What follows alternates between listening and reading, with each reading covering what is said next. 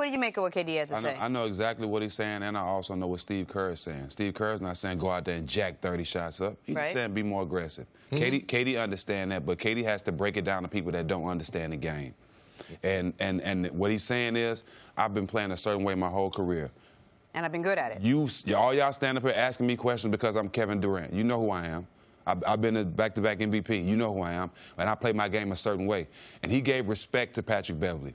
Because guys like Patrick Beverley, we want them type of guys on our team, and that's the way he plays. And the way he plays is effective. But at the same time, KD understands the game. He's a student of the game. He said it. I can go out there and dominate and score on them every time. That's not winning basketball. That's not how we won 2 championships. I'm going to continue to play. I understand what Coach is saying. I'm going to continue to play out the way I know how to play and play with my teammates. Yeah, I took the Steve Kerr comment like you. A coach is just trying to speak because 20 shots is one thing. In Kevin Durant's career, 435 games, he's taken 20 shots in his career. Only one guy took more than 20. That's in LeBron, in the same amount of time. But as far as 30 shots, KD has 20 games where he took 30 shots in his career, regular season and the playoffs. 30 shots, a lot of shots. Now, there's 6 more players that have more 30-shot games than him compared to just one with the 20-shot game. So what Steve Kerr is saying, Kevin Durant is not going to do. So Kevin Durant, when he has the press conference afterwards, he's not disobeying the coach. Not at all. He's just breaking it down to, this is the way I'm going to play. Steve Kerr is telling you, as I want Kevin to be more aggressive, but they both can be right. Steve Kerr is right. And Kevin Durant is right because he has made his reputation by being one of the most efficient scorers that we've ever seen in this game. And that's one of the reasons why I fell in love with his game. Then once he went to the Warriors, now we just start picking them apart because we didn't like the move. We didn't like that the league wasn't balanced anymore. But Kevin Durant's ability to be efficient is one of the special qualities about it. He broke down the defense, what they're trying to do to me. They're playing up under me. And he's right. He's got 6 offensive fouls. Patrick Beverley is all into his space. As a player, your space is your own space. A defensive player is not supposed to be able to come into your space. So they're not refereeing the games the right way. So Kevin should be able to push back to be able to gain the cylinder of his space back. He hadn't been able to do that. But he taught me an awful lot. I wish there was other NBA players. I know it's difficult because they're doing this 4 or 5 times a week. But he taught me something about basketball. And I like that when they give me, because most of these guys that play at this level, they're basketball geniuses.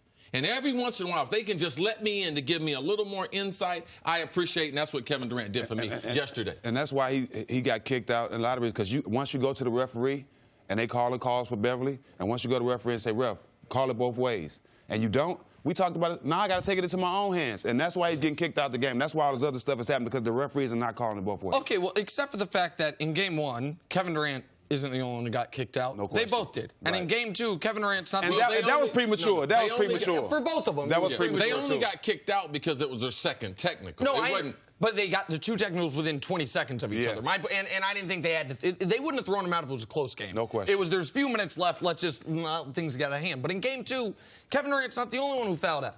Beverley fouled out as well about 4 minutes early. Here's my issue. I understand what Kevin Durant's saying. However, you don't become a 4-time scoring champion if you only take the most efficient shots. If you only do it when it is in the most advantageous positions. Maybe the scoring champs that we have now. But when Kevin Durant was the scoring champion, and his field goal percentage will indicate that. Listen, he's an incredibly efficient scorer, but in order to score 30-plus points a game, sometimes you have to take tough shots in tough circumstances, and he is a great tough shot maker. And the point that I am making is this. When you have the 30-point lead, then, of course, don't change anything.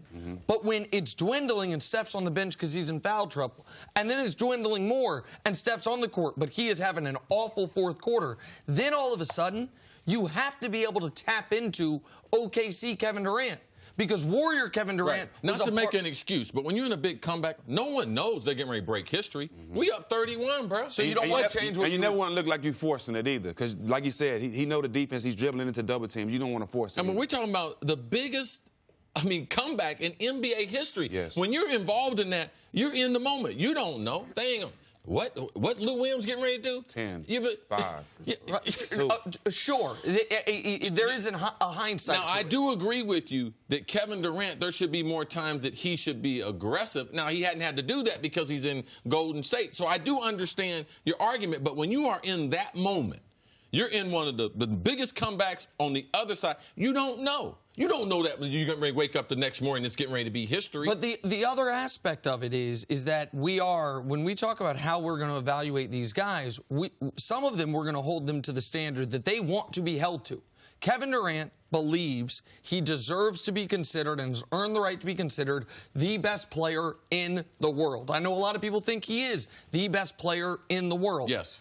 And in that spot, when you got a guy a foot shorter than you guarding you, when you have more turnovers than field goal attempts, when your team blows the biggest lead in playoff history, and you, in back-to-back games now, have not been able to finish the games because of this back and forth with a guy who will never make an all-star team, his basketball legacy might be this series, then you're going to be held to some real scrutiny. And when your coach says, I'm giving you the green light to be more aggressive, that's what I want to see tonight. I want to see Durant. Does he say, you know what? I am going to pull up and shoot over Patrick Beverley.